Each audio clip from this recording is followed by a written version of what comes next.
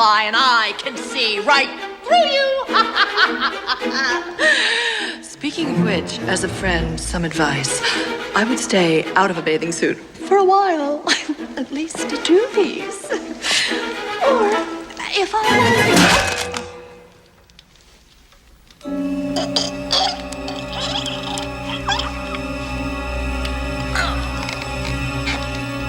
Damn, I just fixed this.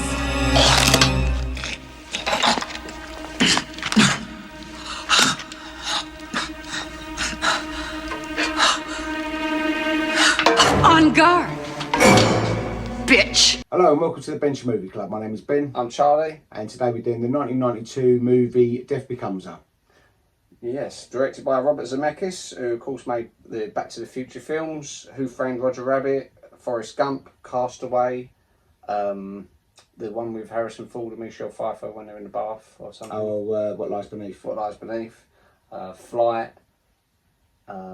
He's done loads of things. I like Robert Zemeckis. Oh, Romancing the Stone he done as well. Yeah, another great film. quite a few shots, quite a few things, don't they? Yeah, and he's also got his music collaborator, composer, Alan Silvestri, who I think is a great composer as well. So he obviously done the Back to the Future music. Yeah. And the Roger Rabbit, all basically Robert Zemeckis. Music, yeah. It's very iconic. It's sort of likes using these strings. So when you're watching it, it's obviously like a Robert Zemeckis film. Cool.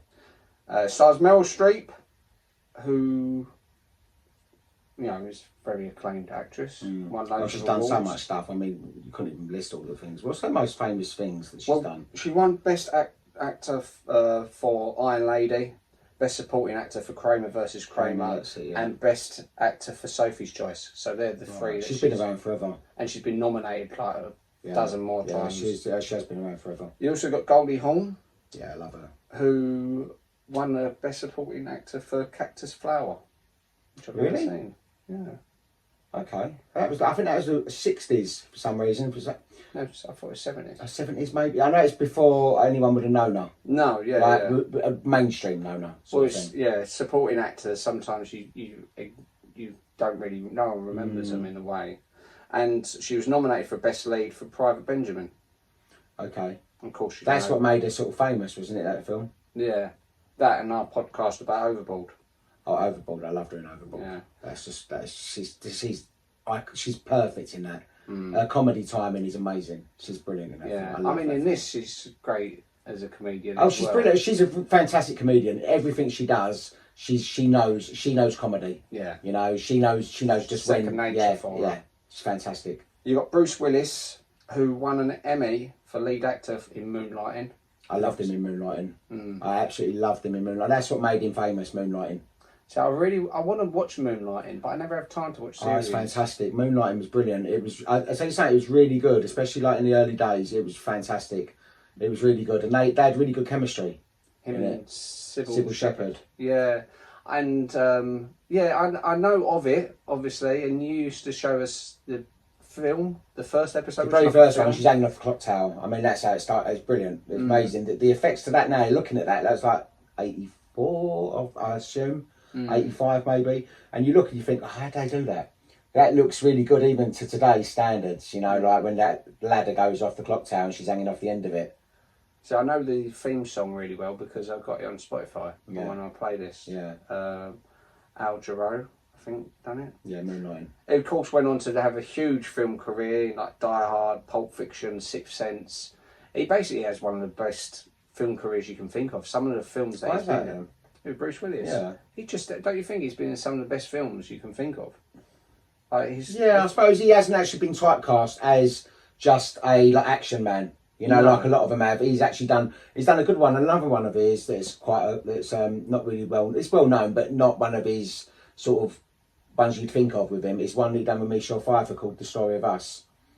Right, that's really I've seen good. The poster. That's really good. It's like about a relationship and how a relationship sort of like they're married and they've been together and how their relationship sort of crumbles and how they fall apart and they've got a kid or they've got kids, and it's really well written. I can't remember really a lot about it, but I remember watching it going, that is a really powerful film. And if you're going for a breakup and stuff like that, it's really it gets you. You know, like you go, I understand where you're coming from, or anyone that's felt them feelings, you know what they're going through at that time. Well, and it's really good, really good film. I think it's the poster just didn't appeal. No, the poster doesn't. I don't even know how I watched it. I watched it maybe because I was a fan of like Michelle Pfeiffer or something, and it was on, and I watched it. But it's a really good film, and they're both really good in it. But as I said, yeah, with Bruce Willis, he sort of can turn his hand at most stuff. Yeah. I mean, he's never. You don't necessarily. If you say the greatest actors of all time, you wouldn't necessarily say him. But he's not a bad actor either. No, he's not. He's a really great actor. He's a really good actor, and he's obviously very photogenic. So he's got that sort of. He fits perfect in the slot. You know, you think right. He like when he's Butch in Pulp Fiction, perfect. Yeah. And you wouldn't really think of anyone else to sort of play that washed-up boxer role. No. In Sixth Sense, he fantastic does a good role. in Sixth Sense, yeah. 12 Monkeys, he's really good. Yeah, Pulp Fiction. Yeah, I said that. Did you say Pulp Fiction? Yeah. Die Hard, of course, is what he's probably most famous for because that was his launch into film careers, wasn't it? I think he done comedy stuff. I think he done one called Blind Date with Kim Basinger, but I don't think that was that great. Whole Nine Yards with Matthew Perry. He'd done a couple of films with him. But he's always worked. I mean, obviously now 7. he's got. He's not Alzheimer's. He's got. Yeah, I think it is. He's retired now. Yeah, and I know he's basically he's going downhill. Yeah. I don't know what the disease is that he's got. I don't know what it is, but I know it's affecting him, his memory and stuff like that. I don't know what it is, but it's sort of like an Alzheimer's type of kind of disease, it seems, which is pretty sad. Mike saw him on stage a couple of years ago. He was in New York, and he see him in a production of Misery. He played like the writer, the James Caan part on stage. Oh, okay. And I can't remember who he said was played the Kathy Bates role, but I think that would be quite a good stage show, Misery. Yeah, just two-man thing set in a... Easily you could do that. Yeah. You've also got Isabella Rossellini, who's in Blue Velvet, Fearless and Enemy. And I haven't seen any of them. No, I know the name, but I don't know really what I know her from. I started watching Blue Velvet, and I remember it was a bit weird, but then I had to go to work, and I never got back to watching the rest of it, so I should watch that really. Was you enjoying it then? Or not really? Well, I didn't have time to enjoy it. I literally watched the first 10 minutes. Oh, okay. So you weren't. It's not like you was halfway through it. No. But I would give it another chance because it's highly regarded. So Death Becomes Her. What's it about? It's about living forever. It's youth. It's very very similar to like the people of today and the vanity and everything like that, and wanting to stay young and like. I know loads of people would be taking this stuff if they could. I mean, myself, would I take it? But I don't want to live forever. I don't, like when you think of it like also, it doesn't just make them live forever, does it? It sort of reverses the aging process. It's like they take this like one of them is like a washed up actress, and one of them's really fat, and she takes a potion, and she suddenly loses all this weight, and she looks all glamorous and fit, and the actress she suddenly gets all young again, and It's very, very much of the time of now, isn't it? Do you think?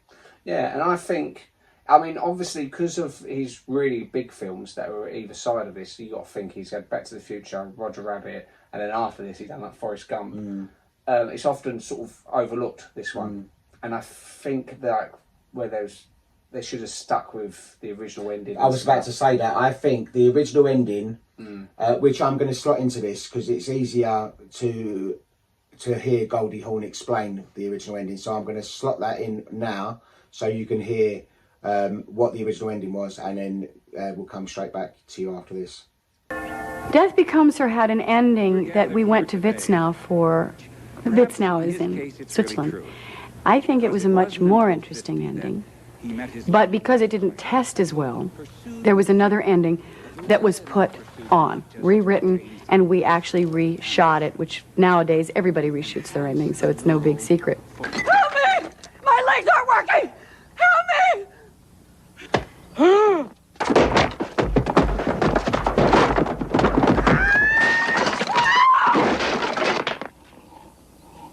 The original ending was much more poignant because we were not all blotched up and the paint was all screwed up and everything. We were absolutely the same. We were just the same. 37 years later. And we were sitting in front of this beautiful backdrop of mountains and lakes, and we were bored. Bored. It's more of really the message of the movie. And Meryl said, well, what do you want to do? And I said, well, I don't know. What do you want to do? And she said, well, I don't know. You want to go to London? Well, I don't want to go to London. I've been to London. Well, what about Paris? She said, again? I mean, they were just, and they hated each other. Because all they had was each other. All their friends have died. They were, I mean, now they look down and they see this old man, and it's Bruce Willis. And he's touching the hand of this woman, and he's so in love, and he's very close to death. But he has such great quality of his life. And we looked down, and we looked, and Meryl said, isn't that pitiful? She said, look how old they are. And I looked at them, and that's when my character was able to really look at them with longing. And she'd say, aren't you glad we're not them? And then I got to lie and say yes and mean no. And that was the end of the movie. And that is really what the movie says. And unfortunately, it wasn't an up funny ending. It didn't have the punch the rest of the movie had. It wasn't special effects and wild and crazy. And people just sort of deflated. So it's all about money, isn't it? Doesn't that sound a lot better? It does. I think it would have been better. But obviously, it's one of those things, you make decisions and you have to live with them. I still think it's a good film, and I still think it holds up. And the special effects, which Robert Zemeckis always pushes for the state-of-the-art special effects, I think they still work well. Yeah. You know, with like a neck-twisted round and the whole... Oh, it does look, still looks good. It still looks very good. And you'd think from 1992 that would look so dated now. Yeah. But it doesn't. It still looks good. But the thing is, the end was such a... that meant the whole film. Whereas the test audience went, oh no, we want fun, we want it to be fun, we want it to be like, you know, no, you're not getting the point of the story, that they're sitting there and they're going, oh yeah, we're going to London, oh we've been it loads of times, Paris or whatever, like, oh should we go here? They're going, there's only so many parties and fun you can have, and then it all becomes boring. Oh, what should we do? I don't know, what do you fancy? Like, we've been here, oh, I've been there 10 times, been there 100 times, and then they're still looking the same. It's like, and they look at an old couple and she looks and goes, like, you can see in her eyes the Goldie Hawn character is looking, going, yeah, I just wish I was that person. I wish I was able to just sort of, because it just gets boring being young forever. Why? There's life is about stages, and life is about, okay, we all look back and go, oh, I'm getting older, like I'm 50 now, and it's like, and I'm sort of thinking, fucking hell, like, yeah, it all starts falling apart. But you know what? I'm actually excited about the next chapter in my life. I'm excited about the next stage in my life. That, like, I'm like, okay, it's retirement, and then the things I can do when I stop working and stuff like that. And so it's rather than going, oh, you got to sort of stay young and all this. You know, you haven't. You know, just grow with yourself. Let yourself grow naturally. Like, look at our mother. She has got, like, she's like, I don't know anyone that's got a better life than her. She just lives for the moment. She's always on holiday. She's got loads of friends, and she's always out for meals and holidays and out for drinks and with her kids. And she's got a better social life than her 4 kids put together, basically. Yeah. And you know, and I look at her and she's such an inspiration in respects of that. And I look and think, age is nothing. Age doesn't mean nothing. You look young if you act young. Yeah. If you are young at heart, you will be young forever. We all get lines. We all get bloody sort of put on weight and go grey, lose our hair, as you can tell with Charlie. What age did you lose your hair? 27. Oh yeah. But apparently, if you don't lose your hair by the time you're 30, you won't lose your hair. Oh, well, I don't think I'll lose, but you'll have hair. I've always had the receding part here, but that's like Dad. Yeah. I always had that. I ain't got no bald patch on, I think. No. So. But yeah, what I like as well, because it's believable that them two would take it and Bruce Willis won't, because obviously Goldie Hawn is sort of pushed into it because Meryl Streep keeps stealing people. Because she's the nicer character, isn't she? She's actually a nice character. She's the nicer one of the two, and she then becomes like a fat Catwoman and goes in the mental home. And I think they could have. I'm sure there's a lot more of that they could have had. Yeah. You know, it's almost like they cut bits out, so it's like the abridged version of the film. They've cut so much out, and that's another thing I was going to talk about as well. They cut out like sort of, I think, 15 scenes and extended scenes, and you know, you feel like there would have been so much special effects and stuff and humour in them parts It's a shame because this film is not that long. It's only about an hour and a half, so it ain't like it's 2.5 hours that they need. No, to they could have pushed it to like 2 hours. Yeah, and I think they was so focused on like the spectacle moments and the little joke moments. Yeah. I think they could have had a bit more of the emotional thing and the development. They could have had Goldie Hawn in the mental home a little bit more. Yeah. It could have had them when they finally reconcile, when they're having that fight.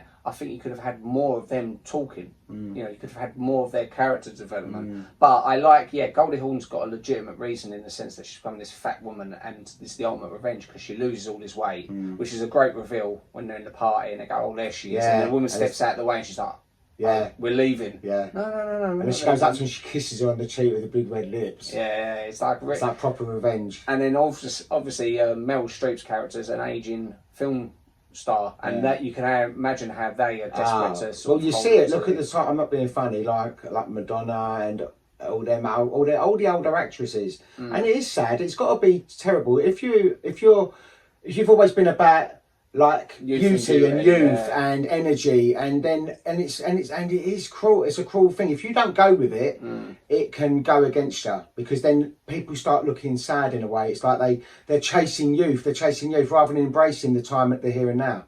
And a lot of people do it. Like that's why like loads of people with all their like sort of fillers and bows, all that kind of stuff. I think it's harder for women as well. I think men are getting there as well now. Some men are, but it's like when Bruce Willis is handed the potion thing and he thinks about it for a second and his reaction, I don't want this. That's how I would react. I don't want to live forever. I would hate to see everyone that I know, and like imagine our littlest nephews too. Yeah. Like little Ralph outgrowing him. It's like, why would I want to do that? Yeah, or he turned into an old man. Yeah, I don't want to see him going to time. It's not natural. It's like I don't want to see people that have born after me to sort of go before me. No. I need to go.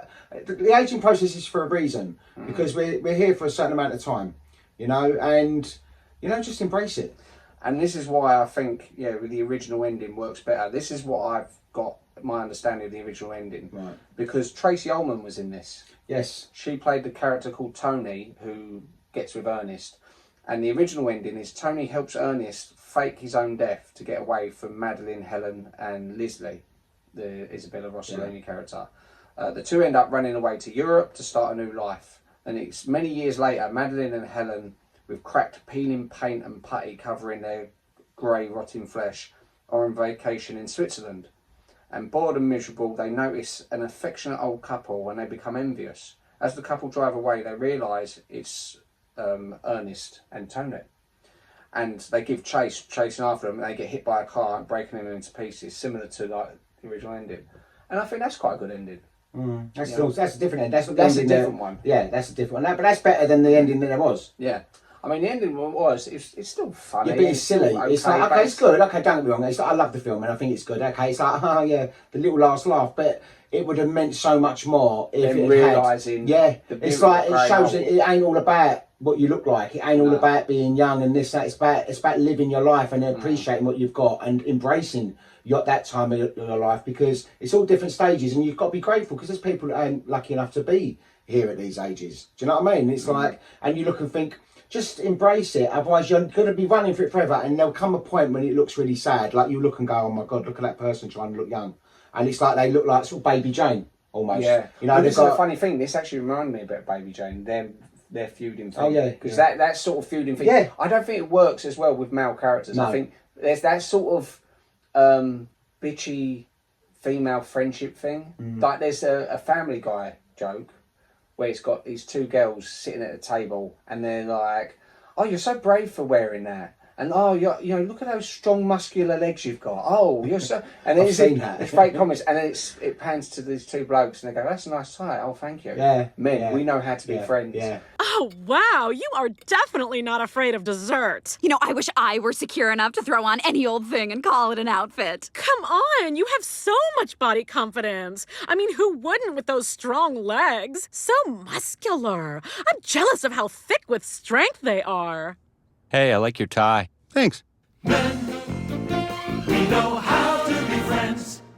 And it's an old adage, but it happens all the time. It's like I hear through Lily when she's talking about some of her friends, and I think, What did she say? That's really sort of like underhanded. Yeah, there's a lot of levels to stuff. You know what I mean? Right, here's a question for you. Do you know the distance of time this film takes place over? How many years? Is it about 40 years? 51 years. Oh, 51 years. Yeah, it starts in 1978 and that funeral at the end is 2029. Yeah, I think I've worked it out before when I've watched it and I thought, okay, they're this age.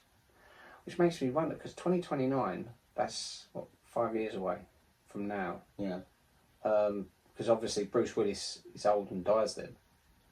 It's almost like you think, I wonder if, I mean, I wouldn't want him to, obviously you want him to have a actually long been life. truthful with the way it's looking, and I don't know. But with his health. Yeah, but it's looking like it might be before that. I don't know if it would last 4 years. I don't know. I mean, I don't want to sort of guess that, but... Well, Madeline dies 4 times throughout the film.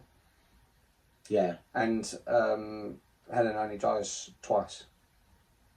She dies with the gunshot wound. What's the other time she dies? Right, so the first is, with Madeline, the first is when she's pushed down the stairs. Yes. The second and third times is when she's hit on the head with the shovel.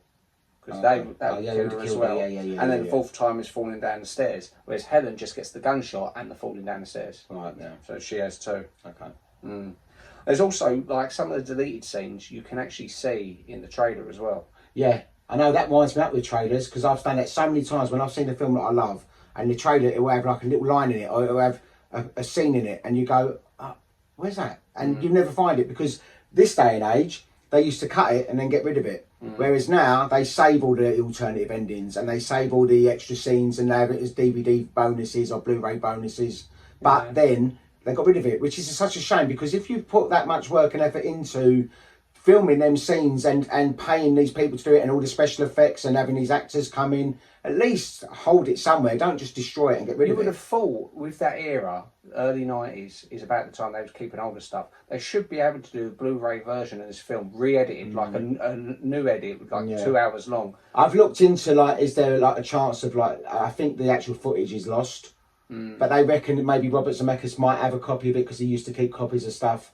So hopefully he might have a copy of the original. He does seem the type, because often you see like deleted things. Why don't you get rid of it? See, that's what I'm saying. If you was thinking, obviously that was his vision and he liked it, for him to just go, oh, I don't want it, it's not going to cost much to keep it. No. There's like a scene in the trailer where Bruce Willis pulling Meryl Streep out of the freezer. Yeah. And she's like, oh, I'm sweating. He says, no, you're defrosting. Yeah. As he's dragging her up the stairs. And I thought that there's loads of funny scenes in it. There's loads of scenes. It's like there's so much more. And if you like a film, we've talked about this before, it's good to see it, even if you just see it once, because then it's in your brain. So when you're watching it, you can sort of see it again. In late 2022, the original music for the original ending was released on the film score. And it was a very mellow, romantic tune, so it's indicating about Ernest and Tony's happy life together afterwards, them going off.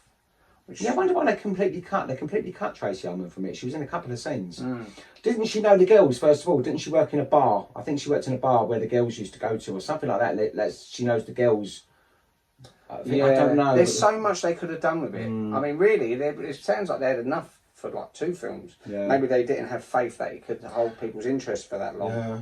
But they should have done, because it was like the special effects alone, when people was looking at the neck twist and the hole in the stomach, it was very like of a time that people was interested to see it for that. We actually see it in the cinema with Mum. I remember seeing it in the cinema, and that's so it was obviously it was a big thing. It wasn't like a just. But this is the thing. I think they feel as if the only things the audience can be interested is these special effects and these jokes. Whereas the actual story that holds it together is so much stronger. Yeah. Meryl Streep accidentally scarred Goldie Hawn's cheek when she was doing the scene with the shovel. Oh, really? Yeah, in the fight scene. God. Helen drinks her potion, so Goldie Hawn drinks her potion on October 26, 1985. Do you know the significance of that? Back to the Future. Yeah. That's when Back to the Future's set. Like that's the present day for My Human Flight. Because obviously Robert Zemeckis made that as well. He done that on purpose. Oh, okay, cool. The guests at Leslie's party include Andy Warhol, Marilyn Monroe, Greta Garbo, Elvis Presley, Jim Morrison, and James Dean. Yeah. I had to point them out to Mum. I don't think they sort of played on it, showed them off enough. They didn't. You know, I don't think it's obvious at first. Apart from Elvis, who they all separate and you see Elvis. I spotted Marilyn. I think, oh yeah, that's Marilyn. Yeah. And when he falls through the ceiling, that's obviously meant to be Jim Morrison standing there. Yeah, But I don't think it done enough to sell exactly who it is. I think when you watch it, you just assume it's some bloke standing there. No, but as I say, and also this day and age, they could have done, like, it would have looked exactly like them. You know, like, they're actresses and actresses that you look at football, they don't really look like. I know it's supposed to be, like, it didn't look like Marilyn Monroe. No. I know it's supposed to be her, like the other actors, it don't look like them, whereas now they can do that face morphing sort of thing where they could look like her, which would have been even better. Can you imagine actually having all these old stars standing there? He obviously mastered that a couple of years later when he done Forrest Gump, because in Forrest Gump he had like John Lennon sitting there next to him. Of course. So they could have done that. It would probably cost a lot more, but yeah. In an early draft of the script, Leslie's main desire was to preserve the world's greatest minds, and she tries to entice them with a potion, such as Shakespeare, Abraham Lincoln and Max Factor. However, they came to the same conclusion that Ernest does, and that it wasn't worth it, so she killed them. Because originally she was meant to be hundreds of years old, but then they changed it to her being like 71 or 72. Yeah. Yeah. This film won the Oscar for Best Visual Effects, defeating Batman Returns and Alien. That's fair enough. Because Batman Returns is fine for special effects. It's not particularly that good. Alien 3 special effects are abysmal. They're terrible. I remember, I love the Alien franchise, but I remember watching Alien 3 as a kid and think that alien doesn't look like it's part of the scene. And they done it on a puppet and shot it after, like a false perspective type thing, but it just doesn't work. In one of the proposed endings, when he escapes the place, now he falls through, he gets in the car and drives off, they give chase, the two girls give chase, they end up falling off a cliff, driving off a cliff, and it's their charred skeletons that come out of the car. Oh, okay. Yeah, which is another ending they thought of. So. I still think Goldie Hawn's ending is definitely the best, definitely. Oh yeah, Bruce Willis replaced Kevin Kline as Ernest. Kevin Kline, Fishable Bonder. Really? Yeah. He'd have been good as well. He'd have been quite funny as it, because he does really good comedy. And this was only a few years after Fish Called Wanda, so you can see why they would have. Does it say why? Do you know why? Yeah. Did you notice that because she does the thing on his hand, Bruce Willis's hand, like just to show him what happens, and you see his hand goes young. Yeah, his hand goes young. He's then able to throw that knife, switch off the lights. Because you remember before that in the film, it's only a small detail, but when he's got the dartboard and he's throwing things, he's missing all the time. That's that way. Yeah, when he's a surgeon, but his hands, because of the drinking. I get you. Makes sense now. Which would also explain his success afterwards, because they say he went on to do all these great things and stuff. It gave him that his little magic hand. Yeah, and it probably helped with his. So his hand's still alive in the coffin. Yeah, yeah. Or his, I don't know how it works. Yeah. But he obviously died. Yeah. When Ernest is running around the emergency room trying to find a doctor for Madeline, Kurt Russell is giving an interview on the television in the waiting room. Goldie Hawn has been in a relationship with Kurt Russell since 1983. I didn't know this. Oh, that's interesting. Jennifer Jason Leigh was considered for the role of Helen. Okay. I like Jennifer Jason Leigh, but she doesn't do comedy like Goldie Hawn. No. This is perfect casting. Perfect. All of them. Are good. Meryl Streep does really well in this. Yeah. Because she does comedy, but you think of her more of a serious actor. Yeah. But like with the musical number at the beginning, when she goes, "I am me" or whatever it is, it's so cheesy. You can. Although I don't think Mum didn't like it, because she was going, "Why are they walking out?" And I was like, well, because it's bad. It's meant to be bad, Mum. Mum would probably sat there going, "Oh, I like that thing." She's like Bruce Willis clapping. Yeah. But yeah, I feel like with Goldie Hawn, like you said, she's such a natural comedic presence that she almost has to reel it in a bit. She hasn't got to do too much, But she doesn't overtake. She doesn't try to steal it either, which I like. That's what I like about her. She's very generous with her comedy, and so she gives. Obviously, Meryl Streep is not the natural comedian, but she equally is gives her as much. You know what I mean? Yeah, I mean, I think. Goldie Hawn, fantastic comedic actor, but I think as a genuine actor, she's really good as well. Because I think to do good comedy, you need to be able to pick up on subtle. Comedy's the hardest, apparently, to do. Comedy is the hardest. Do little subtle sort of facial expressions and stuff, which she does perfectly. And like I said, with Meryl Streep in this, she actually does a lot better than I remembered from the first time I see it. You know, watching it, I was thinking, actually, yeah, she comes across as like a right bitchy sort of, woman. Yeah. You know. And Bruce Willis, he does fine, because obviously, I guess Moonlighting, I haven't seen it, but that was quite comedic, wasn't it? In places? It's very sort of Jack the Lad type in that. It's very quick-witted, and he's like he's a really likeable character in it. But in this, he's more of a wet blanket, isn't he? Yeah. He's not like the character in Moonlighting in this at all. No. Although in a way, you can still see in this, he's likeable enough, but he's not a great person. No. Because he leaves Helen. Yeah. Through like this woman he's got a crush on. Yeah. You know, her mate, even though he promises no, nothing will happen, and Yeah. he cuts to them getting married and stuff. And then when he's with Meryl Streep for years, yeah, she's abusive. But then as soon as he sees Helen, he's like, no, let's wait and talk to her. And he's obviously easily wheeled in and considers killing Meryl Streep, and he does kill her.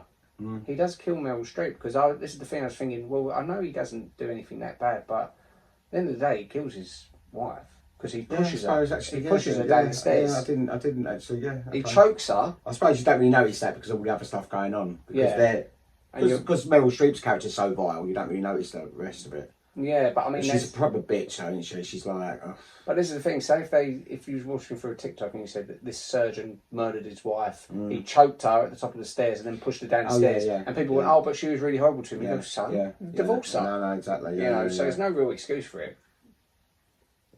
I think it was good that I like the moment with him hanging off the thing, and they said, "Ernest, drink the potion.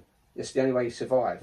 And he does really the right thing, because in that moment you'd be so scared, you would think, "Oh, I'll drink it because I know I'll survive then." But he done the right thing, dropping it, which I like to think I would do as well. I'd think, I don't want to die, but I'd like to think I would, but I don't know.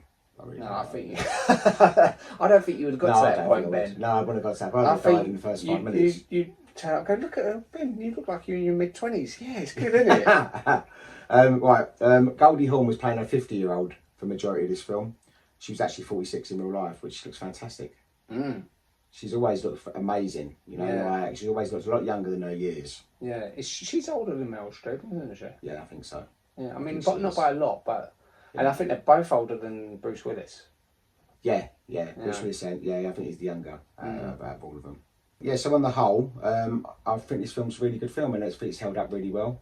Yeah, I think if you had a box set of like Robert Zemeckis classics, this would definitely be in there, I'd say. Yeah, it's a good film. You'd have Back to the Future, this Roger Rabbit, Forrest Gump. Yeah. You know, it sits up there for me. Yeah. With like some of his good films. But it's fun. It's an easy watch. It's a fun watch. As I say, still to this day, I think the original ending would have been amazing. But you know, it's still a good film even without that. And it's nice to hear what the original ending would have been. So at least you now know. That sounds that's like you can in your brain you can play that ending out. I'd say it's a dark comedy. If people said what kind of film it's a dark comedy, yeah. Because I think this is the other thing with his other films, you sort of think adventure and sort of fun and stuff. It's not that. It's a dark comedy, and that's what you've got going expecting in the kind of world of like, say, like an Addams Family or Tim Burton sort of universe. You know, it's very twisted and dark. Yeah. But no, I think it's definitely worth it. It holds up. Yeah. I say with even really good film. It's a good film, and as I say, it's an enjoyable film. And did you say you watched it with Lily and Mum? No, I just watched it with Mum. Oh, okay. But Mum had seen it before. Yeah, we seen it in the cinema years ago when it came out in 1992. Yeah, and she sits there and she enjoys it. Yeah, it's an easy watch. I think it's more. I know you said about Blaze, but I still think it's more relatable to women. Yeah, you know, women. It's quite a gay cult classic as well. Apparently, it's quite a gay cult classic. It's like you can see that though because of the campness in it, and also like. The actresses, I think, are quite sort of loved by the gay community and stuff. But I can see it being it's quite a camp kind of film. It's because it's a fun film. That's why it's just fun. And right on IMDb, it got 6.6. Right, yeah, I can see that because again, I think it has after the highs he had of Back to the Future 1 and 2 and Roger Rabbit. The bar is so high, you think, oh, what's the next one going to be? And it's a completely different film to them. Yeah. So I think loads of people would have been disappointed thinking it's not Roger Rabbit, which is obviously, for me, is a fantastic film. Same with the Back to the Future films.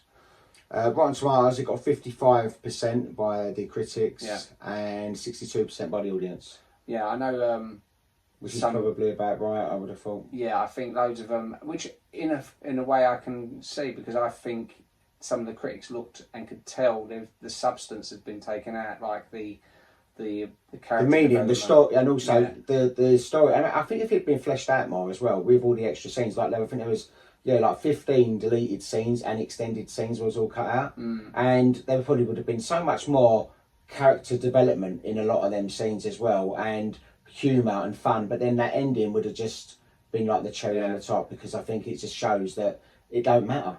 None of that matters. Yeah, if he has got it, I'd like to see all the most of the deleted scenes put back in, and that original ending.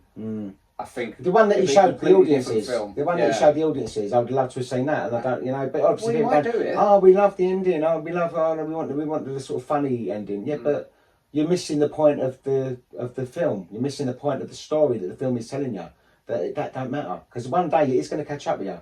Because you will try to look young, you will never look young. Yeah. There comes a certain point, you won't look young no more. No. You'll just look sad, and it just looks like you walk around. You see people all the time, and you think, you've got to just grow up gracefully. Yeah. People who grow up gracefully look so much better than people that have had loads and loads of surgery done. It's like, and once you've gone through what they're going through, you spot it from a mile off. It's like, I see when guys are going thin on top, I can see it a mile off. It's like, I'm training for a new job at the moment, and some of the guys in my class, I've looked and I thought, God, this is... Yeah, but they try and hide it with brushing it in certain ways.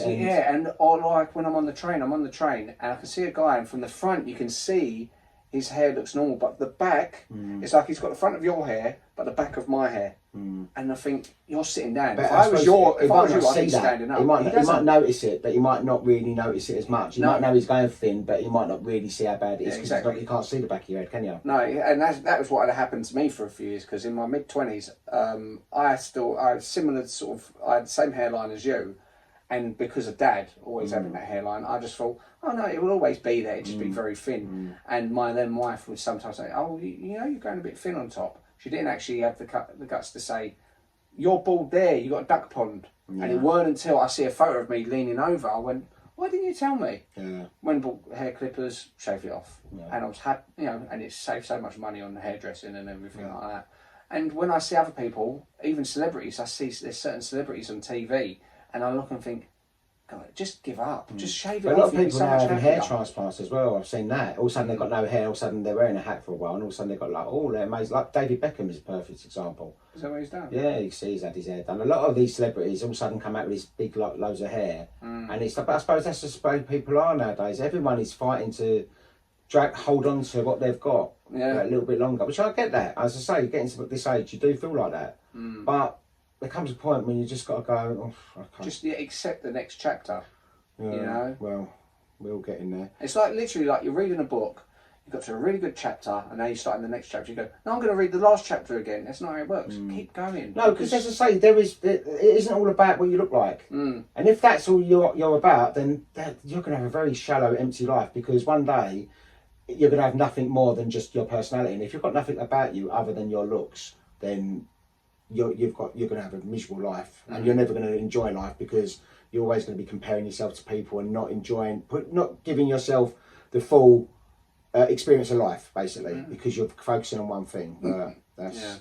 Anyway, the budget of this film, the budget of this film was 55 million, and it made 149 million. So it done it's 100 million profit. A good, good return. Yeah, but I mean, I think compared to Back to the Future and Roger Rabbit, which were sort of juggernauts, the amount of money they made. But still, you can't sniff. You can't turn your nose up at that. If that was your first film, people would say, "Wow, what a huge success!"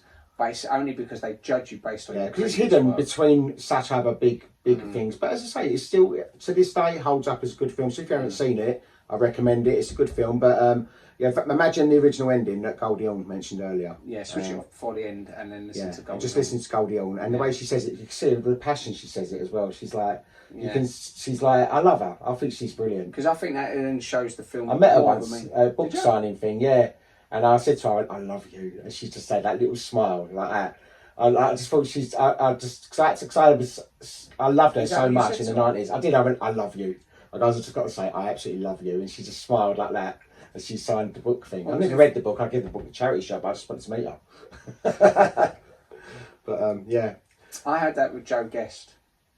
It's not the same. I was thinking Joe Brand then. No, Joe Guest. Joe Guest. Is she a camera model or something? Yeah. Oh, okay. She was. I don't know Joe Guest. Joe Guest? She's got a little blonde bob. Oh, Was topless all the time. Oh, okay. Well, Not at the book signing, but it was only because I was training to be in the ticket office at the time, and I thought, oh look, Joe Guest, I'll go over there. Yeah, here's the magazine. Sign it. Cleo Rockers for me. When I met her at Gloucester Road Station, I met her and I was like, because she was my first crush from the Kenny Everett show, and I was like, oh my god, I love you, I absolutely love you. It was like meeting like Madonna or something, really, because she was like my first. I loved her and Kenny Everett. Kenny Everett was my childhood hero. Anyway, look, we're digressing. So, anyway, yeah, so good film on the whole, and we both enjoyed that. And so, Charlie, what are we doing next week? Well, at the moment, we've just seen the release of Beetlejuice, the sequel to Love Actually. No, and we're going to get our very own General Ortega lookalike, Lily, and review Beetlejuice. Beetlejuice. I won't be there for that, relax. I feel I'm working on Friday. Yeah, you're working, but it's fine. But you're going to do it with Lily? Yes. Yeah. So it'll be General Ortega and Beetlejuice. Yes. Cool. Okay. So, yeah, thanks for listening. Please like, subscribe, add any comments you like. You can slag us off, we can take it. Yeah, I can read the comments, so that matter. I do read the comments and I don't. find them hilarious. So you be as mean as you want, I don't mind. I don't. And if you've got any suggestions for films that you'd like us to review, we'll have a look and we'll consider them. Thank you. See you later. Bye-bye. Bye-bye. Now a warning. Now a warning?